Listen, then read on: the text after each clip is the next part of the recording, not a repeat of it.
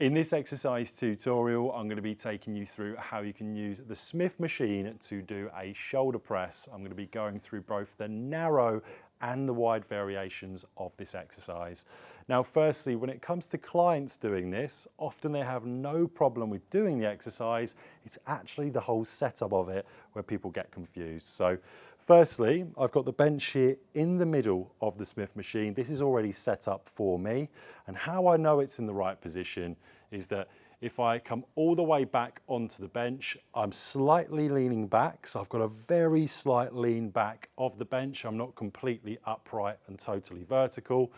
And when I'm in that position and I've got my chest up and the whole of my back's in contact with the bench, if I place my hands on the Smith machine and bring the bar down, I can come down to my clavicle and straight back up, and I'm just off my collarbone when I'm doing the exercise. So I want to make sure that the bar is as close to my collarbone as possible when I'm doing the narrow or the wide style of this exercise.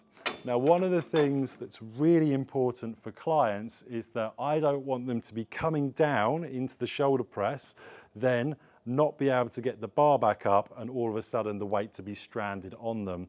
So in that case, what I've done here is I've set up these yellow safeties. So let's say, for example, I'm going to do the exercise. Let's say I can't push up from this position.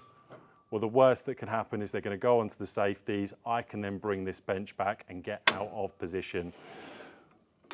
To physically do the exercise, what you're looking to do for the narrow grip is have your elbows really tight into your body when you come down, and you're looking to press straight up from that position, and again come down into a position where your elbows are completely tucked into your rib cage. For me, and of course this is different for everyone, that means 2 fingers on the knurling of the bar and 2 fingers on the clear part of the bar. I unhook by bringing the wrist forwards. I want to make sure that I keep my wrists coming forwards so I don't then knock into all of these catches. And I come down and back up. Down all the way to clavicle, collarbone, and back up. When I'm doing it, I'm breathing in. Elbows into the body. I'm breathing out. And I've got my chest up, but I'm still keeping all of my back on the bench. Now, if I want to come a little bit wider, what I'm then looking to do is come down just below a right angle for my elbows and straight back up. So I'll be looking now to more come towards just below my chin. But again, even if I failed in this position, it's only going to come down to those safeties. Don't come down too far, don't risk shoulder injuries. And of course, make sure when you're setting all of this up that you've just got the bar, you're not using any weights, so you can get that perfect setup. And then of course you can start to then add weights.